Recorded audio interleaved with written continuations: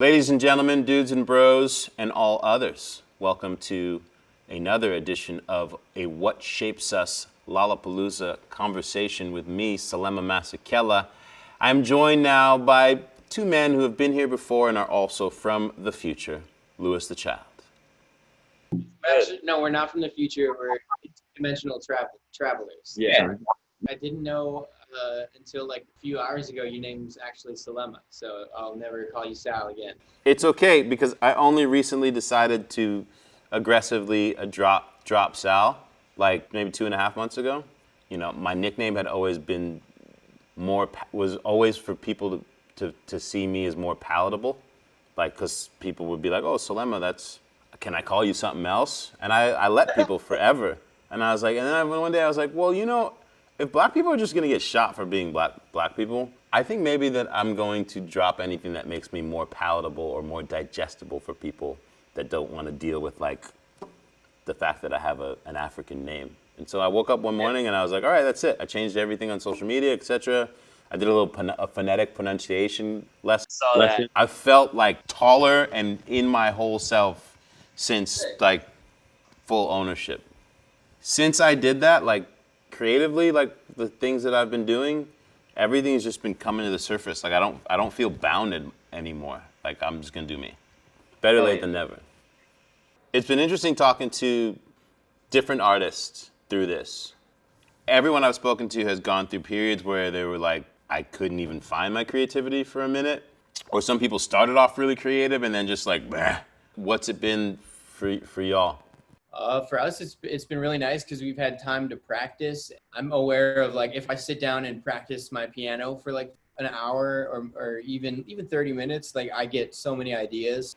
It's interesting that you finished this record right before the world goes upside down, because this record almost sounds like what someone would create to be like, hey, are you in lockdown? Are you in isolation? Are you battling like, you know, different modes of what depression might look like? Try this.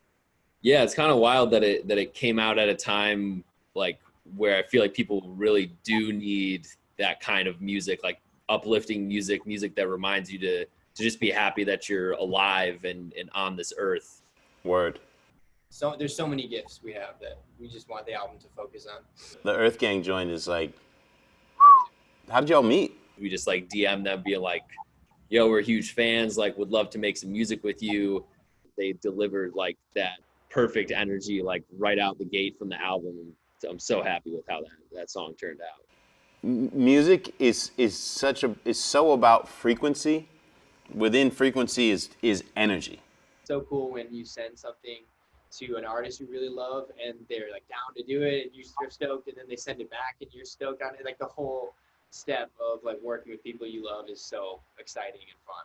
I love it. This is a very special thing, this virtual Lollapalooza, and the fact that it's going to be free on YouTube in this time where people are thirsting to feel that sense of like connective community through music. What does it mean for you to be able to get this call up? Anytime we play Lala is an honor, and for this one we wanted to definitely do something special and not just play like a short set, but like give them a special piece of content because people are like at home looking for something cool and want something special. So I don't know if I want to give it away before it happens. You can give this, you just give a light drip. You know, like you don't have to open the whole faucet, but just a light drip. We don't have to open the full paint can, but we'll just drip the paint a little Yeah, bit. we'll drip the paint a little bit. There's your hint. Okay. What records have helped get you through this time? Like what records, like either new or old, that you've just been like, oh, this has gotten me through? You know, we're always digging. We're listening to like classical and like film scores and jazz and like new jazz and like, you know, the new electronic music, indie, like anything we can get our ears on that's like something we haven't heard before, whether it's old or new.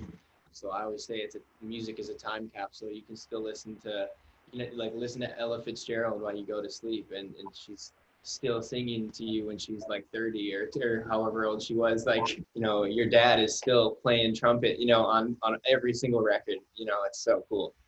Now that my dad has passed, I hear him present in the age and the time where he was, and I have an ability now to understand the music more from that perspective.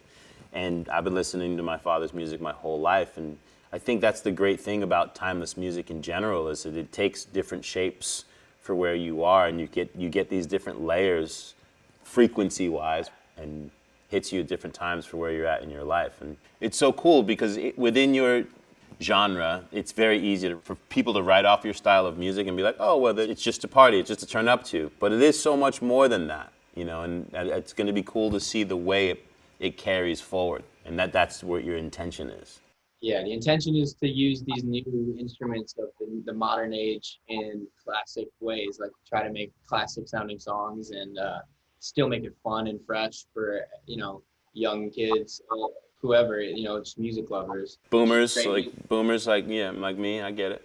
I'm so happy for you guys with this record. Maybe give us a sample of the type of stuff you've been working on during this time, the type of stuff you've been writing. We have this song, the 24 Karat Gold, and it's really cool about like taking that like heaviness in your heart and like visualizing like burning it in flames or like throwing it and like. You have to unweight yourself of anything that doesn't serve you. That's the only way you can move forward through right now, is like serious self-reckoning, which is a gift. But most people have never had the time or space to like actually like, oh, I get to do this work and it's okay.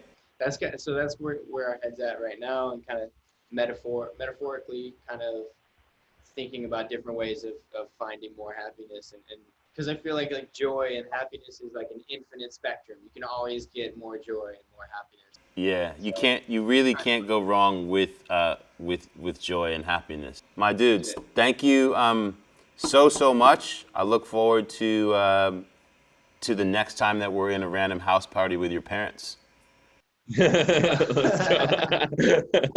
If you ever need some like mediocre vocals on one of these projects, you know, holler at your boy. We still have to get something on wax together. Yeah, let's make some stuff for fun. Let's just make a bunch of too.